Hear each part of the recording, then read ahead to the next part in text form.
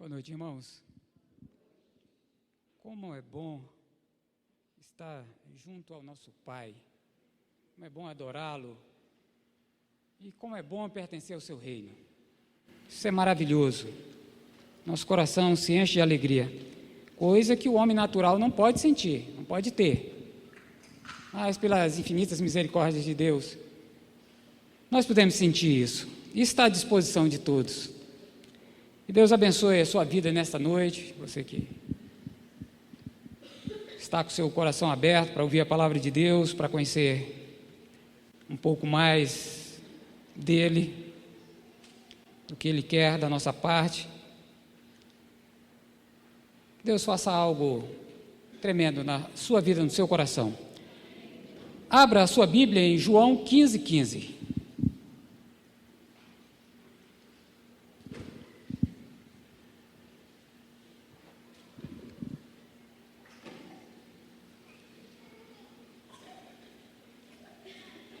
João 15:15.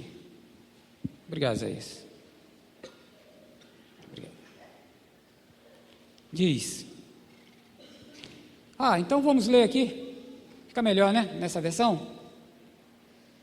Já não vos chamo servos.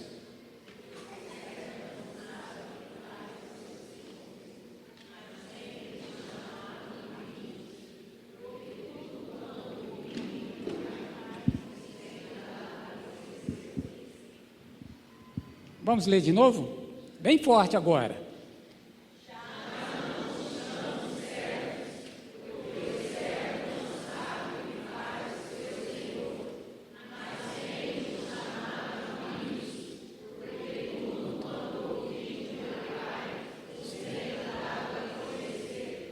Isso é maravilhoso, não? Você se alegra quando você lê um texto bíblico? O próprio Senhor Jesus falando. Isso tem a ver com qual a visão que a gente tem do nosso Senhor. Então, dependendo dela, essa palavra ela tem um sentido diferente no nosso coração. Ela bate e fica. Bom, o que Jesus disse? O que ele estava falando ali para os seus discípulos naquele momento? E olha que esse texto aqui está se referindo às últimas instruções de Jesus, porque logo em seguida, na narrativa de João, ele vai para o Getsêmani. Então ele está instruindo seus discípulos, e aqui ele fala isso com muita precisão, e a gente precisa prestar muita atenção. É algo para a minha vida e para a sua vida. Você sabe que Jesus, ele chamou os seus discípulos, o que não era normal naquela época. Geralmente os mestres, aquele que queria ser um discípulo de um mestre, ele procurava aquele mestre. Então, se você estivesse lá no tempo de Jesus, e você tivesse alguma admiração por algum mestre, e quisesse ser discípulo dele, você iria procurá-lo. Aquele mestre, ele não iria te procurar. E você teria que aprender o que ele te ensinasse. Olha que às vezes o homem era duro, e principalmente quando fazia parte dos fariseus ou de outros religiosos que tinham uma certa vaidade. Então eles cobravam muito de seus discípulos. Mas Jesus, ele faz algo diferente. Então ele vem e ele chama os seus discípulos. Segue-me. Um por um. Ele escolhe. E depois ele chama para um discipulado diferente. Ele sai caminhando em cidade em cidade. Ele sai falando e ensinando, pregando, mostrando o que as Escrituras dizem, mas ele mostra na prática como se deve fazer. Então, é um aprendizado por excelência. Você aprende ouvindo e vendo. No dia a dia, 3 anos, eles aprenderam de Jesus. E foi um discipulado diferente. Foi um convite para uma convivência total. Não era para você ficar ali algumas horas com o mestre e depois você ir para sua casa. Mas Jesus, ele chama para um discipulado intenso, de andar, de comer, de dormir, de viajar, de dividir as moedas e as necessidades, de falar das fraquezas e ver a grandeza daquele que estava discipulando. Bom, todo discípulo, ele conhecia o seu mestre, então ele sabia que era um bom rabino, mas era homem. Tinha muito conhecimento, e nesses conhecimentos ele sempre citava outros rabinos, mas Jesus era diferente. A história de Jesus era diferente. Aqueles homens, eles sabiam que Jesus não era um rabino comum, não era um homem comum, mas sabia, e pela convivência, e olha como é importante a gente entender isso, no dia a dia, na convivência, eles começaram a ver que Jesus era muito mais do que eles pensavam, porque, com certeza, quando eles começaram a caminhar com Jesus, eles tinham uma ideia, e depois aquela ideia foi mudando, foi aumentando. Jesus mostrou, através da sua vida, dos seus ensinos, dos milagres e das maravilhas, do seu poder, da sua comunhão com Deus, que ele não era um homem comum, de fato era o Filho de Deus. Isso fazia toda a diferença. Eles estavam agora caminhando com o Filho de Deus, maior autoridade do universo. Não era um homem, simplesmente como todos os homens, embora Jesus estivesse na carne, encarnado, na forma humana, mas era Deus no homem. E eles aprenderam com Jesus. Havia um ditado entre os antigos judeus que um discípulo deveria ser coberto pela poeira dos pés de seu mestre. Isso significava que o discípulo deveria andar tão colado ao seu mestre que a poeira que ele levantava enquanto caminhava colava no seu discípulo. Então se dizia isso. Jesus, ele trouxe aqueles discípulos para andar mesmo e receber da sua poeira. E eles andaram muito, muito. Você não tem nem ideia como eles andaram por aquelas cidades da Galiléia, Samaria e Judeia. E eles sentiram isso na pele, a poeira dos pés do mestre dos mestres. Então Jesus, ele usou essa figura de servo, e quando ele fala servo, ele está se colocando na posição de senhor, e nenhum discípulo poderia considerar o seu mestre senhor, mas Jesus era diferente. Então todos os seus discípulos sabiam que ele era senhor e que eles eram servos. É um privilégio alguém ser servo do Senhor. Nós somos chamados para ser servos. Mas aí naquele último ensino, Jesus estava ali e compartilha com ele e fala: já não vos chamo servos, porque o servo não sabe o que faz o seu senhor, mas vos chamo amigos. Ele dá mais um título. Que título? Que coisa bela. Que tal alguém reconhecer a sua amizade? Alguém dizer: puxa, como é bom andar com fulano de tal, é um amigão. Isso é maravilhoso, não é? Jesus, eles não pediram. Jesus, ele fala isso espontaneamente. Jesus está ali diante deles. E olha, que isso vem de cima, não vem de baixo. Veja que na história, tanto no Antigo Testamento, no Novo Testamento, eu não me lembro, eu não conheço nenhum texto que fala algum homem que disse que era amigo de Deus. Mas Deus disse que era amigo de certos homens. Deus falou que era amigo de Abraão. E não falou isso para Abraão. Ele falou isso em Isaías. E também em Tiago. Deus disse que era amigo de Abraão. E Jesus agora disse: agora eu vos chamo servos. Vocês estão conhecendo a minha intimidade. Porque o discipulado era um chamado mesmo para caminhar junto. E o discipulado de Jesus foi diferente. Era uma questão de ensinar a lei, a Torá, o que os rabinos tinham falado. Jesus compartilhou coisas profundas que nem o mestre nem conheciam, eles não conheciam. Coisas profundas do coração dele, do coração de Deus com seus discípulos. E aquilo causou um impacto naqueles homens. E eles não sabiam, mas Jesus já os considerava amigos. Talvez menos o Judas. Porque Judas, vocês vão ver que ele não se enquadra nesse título. Mas os outros, homens simples, pescadores que estavam andando ali, coletores, e outros, Jesus já tinha isso no coração. Eles são meus amigos. Eu não estou considerando eles como servos, mas para eles eram servos. E agora Jesus fala isso. Imagine o impacto que essas palavras causaram no coração daqueles discípulos. O que, mestre? O Senhor está nos chamando de amigos? Nós, pecadores? Como que somos amigos do Senhor? O que nós temos para dar e compartilhar? O Senhor conhece tudo do nosso coração.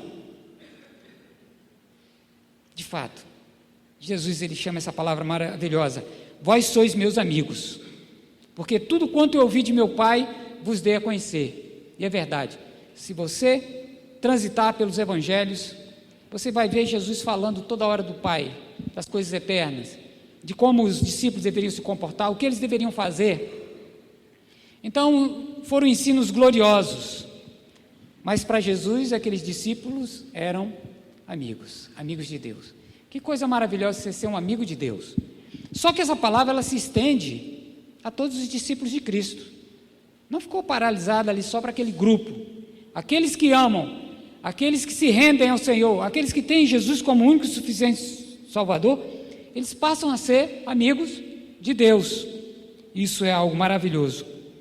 É um reconhecimento que vem de cima, que o próprio Senhor, ele declara: vocês são meus amigos. Eu compartilhei com vocês os segredos. E de fato, Jesus, ele teve muitos momentos ali com seus discípulos, compartilhando coisas no Getsêmanes. Ele estava lá compartilhando a sua angústia, a sua dor daquele momento. Isso veio depois. Mas ele teve um tempo precioso com seus discípulos. Compartilhou da sua intimidade. Mas diante disso, então, queria ver algumas questões importantes sobre a amizade. Queria que você prestasse atenção. A amizade envolve algumas questões importantes. E a gente precisa entender isso. Quando Jesus, ele diz: vós sois meus amigos, ele estava abrindo também a mão que vinha de lá para cá. Eu estou aberto para a amizade de vocês. E essa amizade é uma coisa muito preciosa, não é? E uma questão importante sobre amizade é que ela não vem pronta. Ela é construída. Você não ganha um amigo e ele aparece do dia para a noite e é amigo. Amizade é algo que é construído. Ela é construída ao longo, e para isso exige tempo, exige naturalidade, porque você não pode comprar uma amizade. Alguns jogadores famosos faziam suas festas e convidavam amigos, mas não eram amigos. Se eles não fizessem a festa, eles não estariam ali. Então a amizade não se compra, ela surge naturalmente, voluntariamente, envolve o conhecimento, a convivência, disposição em ajudar, socorrer, agir, ouvir, orientar. Ela envolve o outro. Olha como o grau que Jesus, ele coloca o relacionamento com os seus discípulos. Amizade é algo que depende de um e do outro. Depende mesmo. É uma relação entre pessoas, com base na confiança e na lealdade. Por isso, que quando você diz assim, eu tenho um amigo, você pode fazer uma análise, que houve uma história. Você observava, ele te correspondia, você correspondia. Jamais você pode ter uma amizade de mão única, ela é de mão dupla, vai e vem, e então há aquela correspondência, e começa a haver afeto, admiração, e a coisa fica boa. Não é assim? Estou errado? Ou você tem um amigo aí que surgiu do nada? Você acha que aqueles amigos que as pessoas dizem aí online são amigos de verdade? Talvez até seja, mas aquele que você já estabeleceu amizade com ele está ali. Mas aquelas pessoas que estão lá dizendo que o quê? Me coloca aí como amigo, não tem esses pedidos aí na Facebook, WhatsApp, ou sei lá, alguma coisa aí. Vocês são craques nisso, que eu só tenho o WhatsApp mesmo. E estou feliz com isso. Você vê que a amizade, ela não pode ser superficial, de uma declaração. Ela vai exigir. Exige. Nós temos um exemplo na Bíblia de Ruth e Noemi. Aquelas mulheres passaram por situações difíceis, juntas, como família, venceram a morte, a seca, a escassez. E Ruth 1:16, você pode projetar? Ruth 1:6.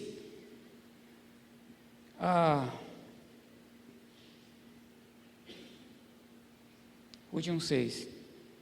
Então se dispôs ela com as suas noras e voltou à terra de Moabe, porquanto nesta ouviu que o Senhor se lembrara do seu povo, dando-lhe pão.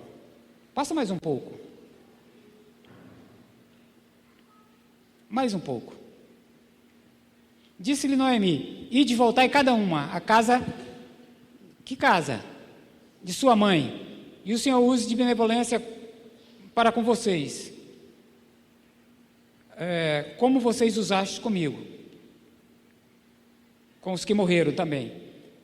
Então o Senhor vos dê que sejais felizes, cada uma em casa com seu marido. Ela está dizendo assim: olha, vocês voltem, construam novas famílias, seus maridos morreram, vocês têm esse direito. Agora, projeta aí o 16, por gentileza. Ruth 1:16. Quando ela falou isso para outra, a outra foi embora. Mas Ruth falou isso para a sua sogra, a nora para a sogra. Disse, porém, vamos ler todos, por favor. Disse, porém, Ruth: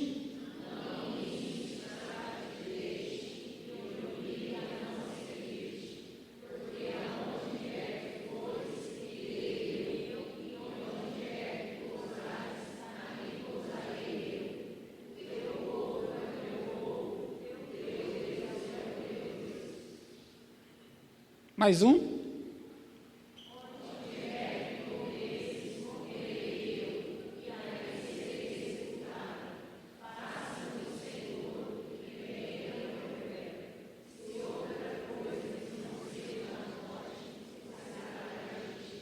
Essa é uma das maiores declarações da Bíblia, de uma mulher que durante aqueles dias, aqueles anos, estabeleceu uma amizade a tal nível que ela foi influenciada pela cultura da sua sogra. Ela foi influenciada pelo Deus também da sua sogra, de forma que ela diz que a única coisa que poderia separar ela da sua sogra era a morte. Ela não ia voltar nada para sua terra, nem para sua mãe, nem para sua parentela. Então, veja, por que ela tinha essa visão? Por que ela tinha isso no seu coração? Porque isso foi construído ao longo do tempo. Agora imagine, se fosse uma pessoa que ela tivesse conhecido 1, 2 dias depois, você acha que ela falaria isso? Ela não tinha convivência com aquela pessoa, por que ela ia falar isso? Então, o primeiro ponto é isso aqui, ó. A amizade, ela é construída, se constrói. Jovenzinhos constroem as suas amizades ainda na sua juventude. Isso vai pela vida toda, e bom quando é firme. Paulo, ele conviveu com uma família muito especial, a família de Áquila, a sua esposa Priscila, e ele destaca, ele faz uma citação a respeito dessa família, pelo que essa família fez. E veja, se ela é construída, a amizade, os nossos atos têm muita importância. Quanto nós valorizamos o outro, até onde nós estamos dispostos a ir pelo outro. Ou nós estamos dispostos, ou nós não estamos. Ou a gente tem o interesse mesmo no bem-estar do outro, ou nós não temos. Talvez, às vezes, uma pessoa, enganadamente, ela está preocupada com o seu próprio bem-estar. Então, ela só pensa nela. Mas nenhuma amizade, ela se concretiza quando alguém é egoísta. Você já viu que o egoísta, ele é isolado. Um homem que não se interessa pelo outro, ele vai ficar só. Aí, Paulo, em Romanos 16, 3 e 4, ele vai falar sobre essa família. E aí nós podemos ler o que Paulo falou a respeito da amizade que ele tinha. E por que ele considerava tanto esta família, esses dois irmãos. O 3, ele vai dizer que saudai a Priscila e Áquila, meus cooperadores em Cristo Jesus, companheiros de ministério, os quais pela minha vida arriscaram o quê? O que eles arriscaram aí? A vida de quem? Deles. Já viu? Se um amigo teu está disposto a arriscar alguma coisa preciosa por tua vida, tu desampararia ele? Essa é a imagem de amigo. Paulo, ele destacou isso justamente porque eles foram ao extremo, estavam dispostos a darem suas vidas e arriscar suas vidas por causa de Paulo. Amigo é assim. E não é diferente do que Jesus falou. No verso 13, do 15:13, Jesus disse: ninguém tem maior amor do que este, de dar a alguém a sua própria vida em favor de seus amigos. Você está disposto a ser um amigo nesse nível? Ou que tipo de amigo você deseja ser? Ou ter? Que nível? Sabe? Que isso é importante a gente entender isso. Que não podemos exigir nada daquilo que nós não podemos dar. Então, se a gente quer exigir, a gente tem que exigir de nós mesmos. E o Senhor Jesus, Ele mostrou isso. A amizade, ela é construída. Deus construiu uma amizade brilhante com Abraão. Foi espetacular. Uma caminhada desde a Mesopotâmia até Canaã. E ali anos, relação, sonhos, visões. E por último, Deus teve um diálogo face a face com Abraão nos Cavalhais de Manre. E ali foi um diálogo maravilhoso, de um amigo para um amigo que não sabia que Deus era amigo dele, via Deus como somente Senhor. Mas Deus falava com ele como um amigo, fala para um amigo. E Abraão pediu várias coisas ali, você sabe daquele texto. E se tiverem 40, se tiverem 30 justos em Sodoma e Gomorra, meu amigo, ele não usou essa expressão, mas era esse sentido. Se tiverem 30, não destruiria aquela cidade por causa dos 30 justos. Foi um diálogo maravilhoso. Isso foi construído pelo próprio Deus, caminhando com Abraão. Então, o primeiro é que a amizade é construída. Segundo, ela estabelece laços fortes. Estabelece laços fortes e profundos de ambos os lados. E tem um significado profundo isso, esse relacionamento. Como que nós podemos ver isso aí? Bom, a gente conhece aquele clássico, que de vez em quando a gente fala por aí, de Saint-Exupéry, O Pequeno Príncipe. Vocês lembram disso? E se não, vocês não lembram, se vocês não leram, é um livro muito interessante. Saint-Exupéry escreveu durante a Segunda Guerra Mundial, e ele desapareceu, era um piloto, e durante a Segunda Guerra Mundial, ele desapareceu. O avião caiu em algum lugar, morreu. Mas ele deixou esse clássico, O Pequeno Príncipe. No diálogo da raposa e do Pequeno Príncipe. Quando eles não se conheciam, a raposa estava escondida de trás do trigal, de uma plantação de trigo. E uma das condições que a raposa disse, para se estabelecer ali uma aproximação, era justamente ele se aproximar. Cada dia ele ia se aproximando, ia chegando mais próximo, porque ele era um homem e ela era uma raposa, e a raposa não se dá bem com o humano. Ela estava traumatizada, porque o humano só queria matar a raposa. E o interesse dela no humano era nas galinhas dos humanos. Então, a proposta foi: você vem devagar. Cada dia a gente vai se aproximando. E vamos conversando. E aí você vai me cativando e eu vou te cativando. E ele perguntou: o que é cativar? E ela diz: é criar laços. Você não cria laços se você não tiver aproximação com a pessoa. Você não cria laços se você não conviver com a pessoa. Não tem como. Então, o que Jesus, ele falou para os seus discípulos, com relação à amizade, é que entre eles deveriam existir esses laços que não pudessem ser quebrados. Mais poderoso do que o nó de Gorde.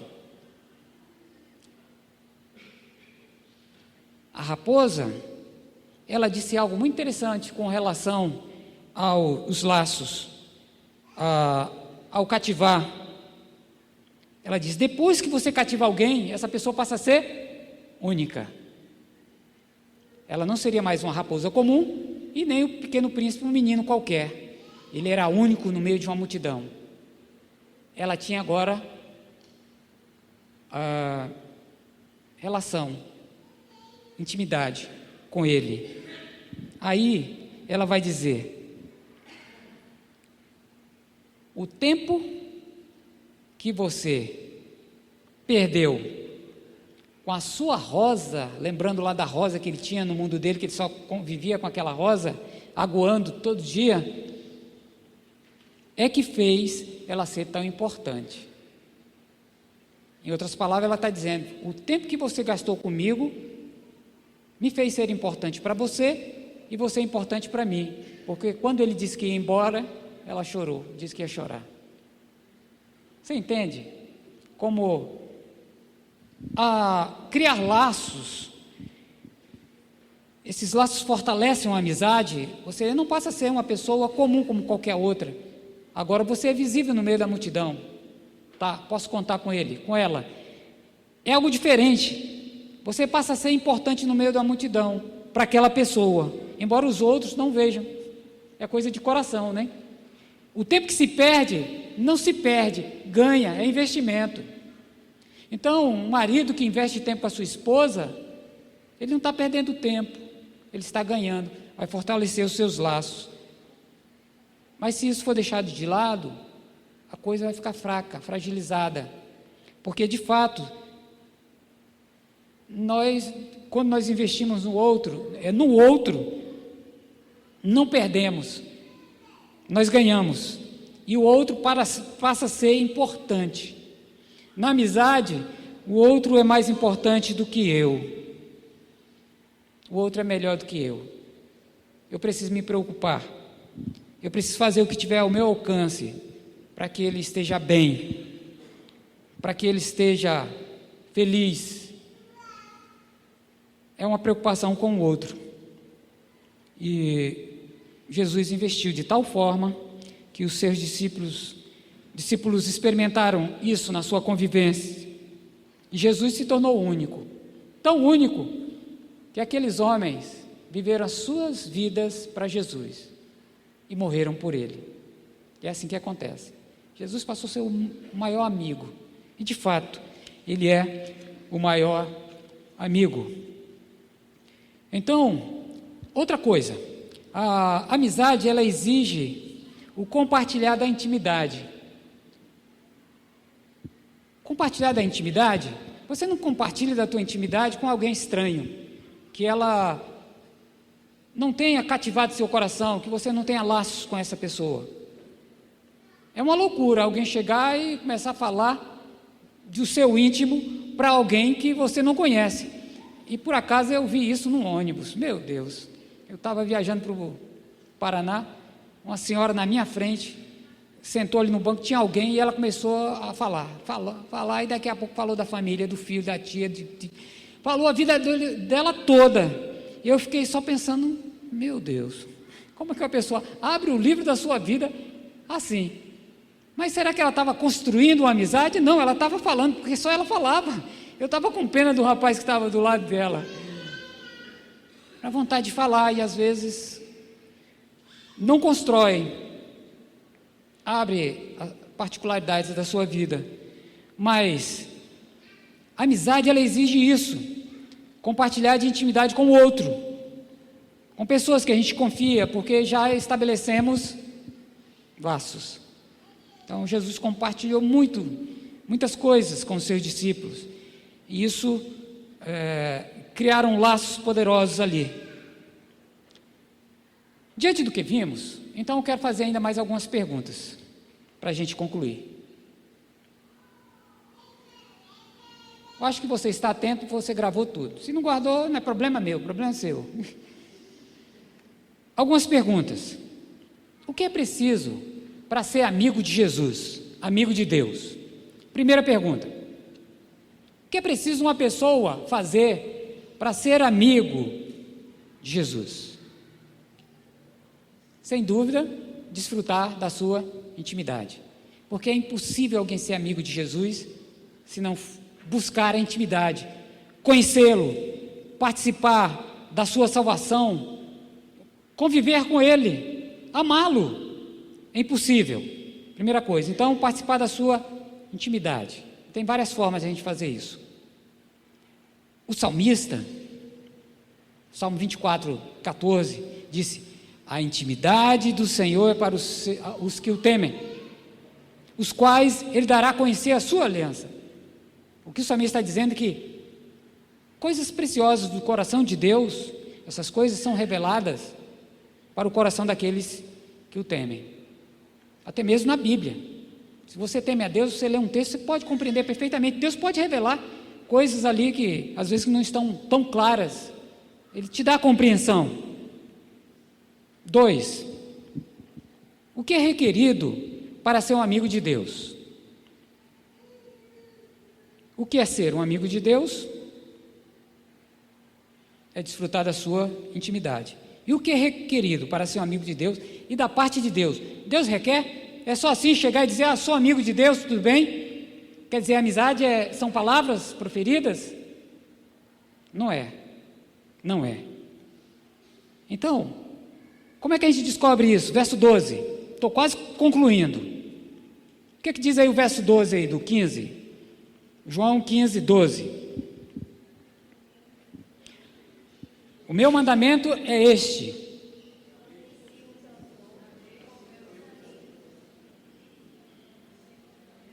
vamos ler todos bem alto?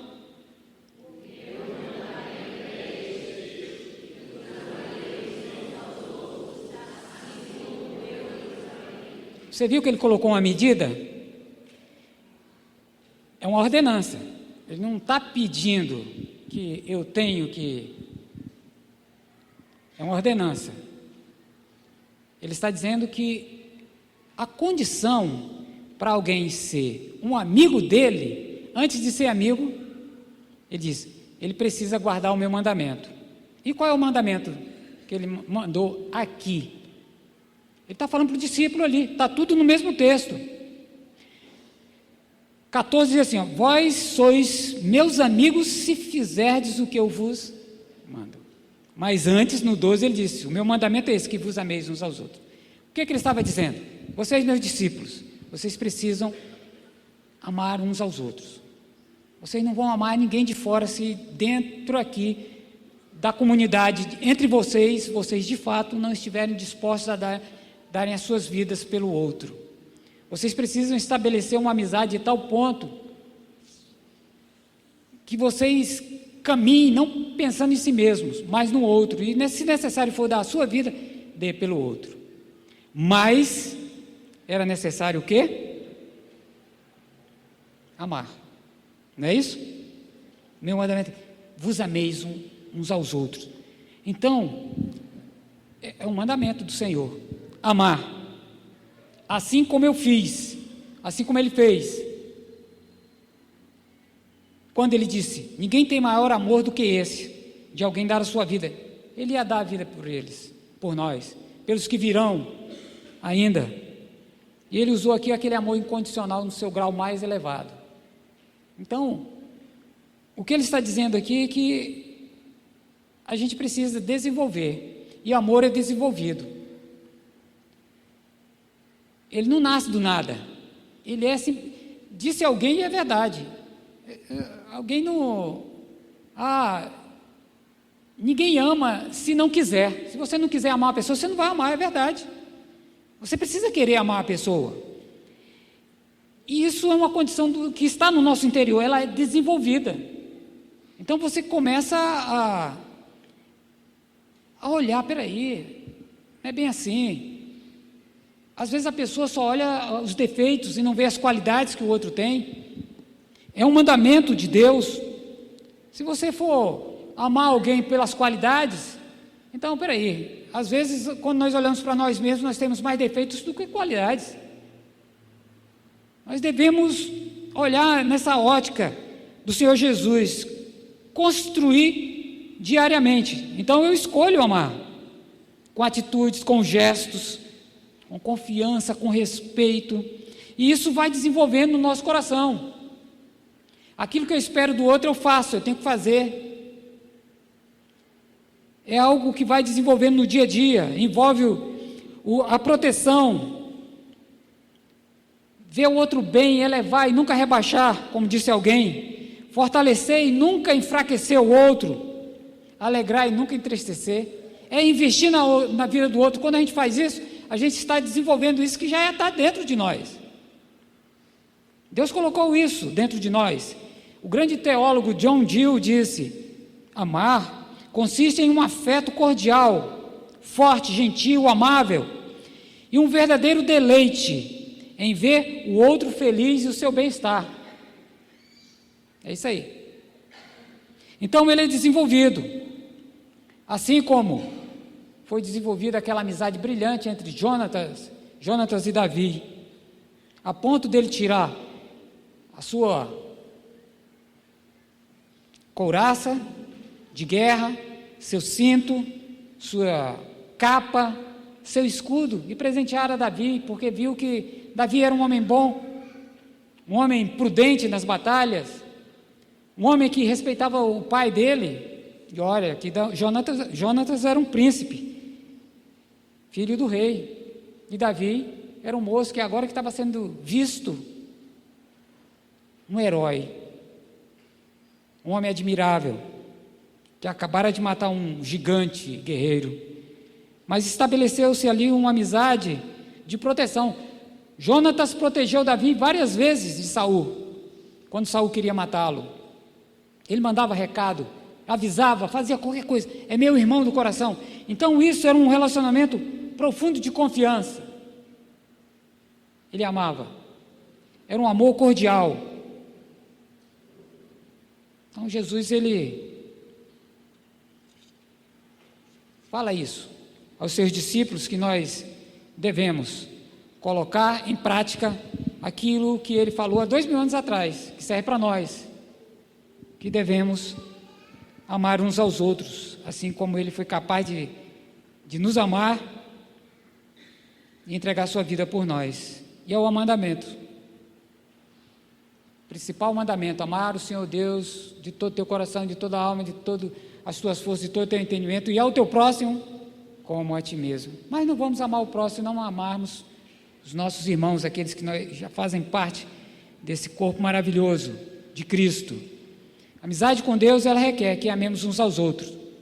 Se não houver amor, não haverá movimentação, ação em benefício do outro. Jesus mostrou, ele se movimentou em nossa direção, em nosso benefício. Ele mostrou na prática. E é muito bom ser amado. E é muito bom amar. Às vezes a gente nem fala, para o nosso irmão, mas está lá guardado no nosso coração. E de alguma forma isso deve ser revelado, e é revelado. E o amor e a amizade tem tudo a ver com a igreja. Vou encerrar agora. Sei que você já deve estar se coçando aí para ir embora. Mas tem tudo a ver com a igreja. Jesus estava falando para o protótipo da igreja, os seus discípulos lá. Mas o que tem a ver conosco, a igreja, no século 21? Tem. Porque aonde existe amor, aonde existe amizade verdadeira, existe unidade, existe comunhão, existe companheirismo, mutualidade, alegria, existe tudo que Deus quer, tudo de bom que Deus planejou para a sua igreja. É isso que Deus espera de nós.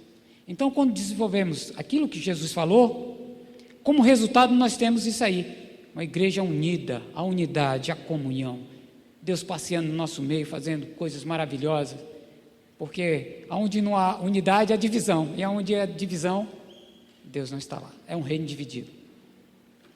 Então, 2026, vamos apertar o passo, vamos buscar praticar isso aqui, e viver, olhar, analisar, dizer, que intensidade eu tenho demonstrado a minha amizade, que intensidade eu tenho demonstrado meu amor para com os meus irmãos. 2026 seja um ano maravilhoso para você. Que Deus abençoe a sua vida.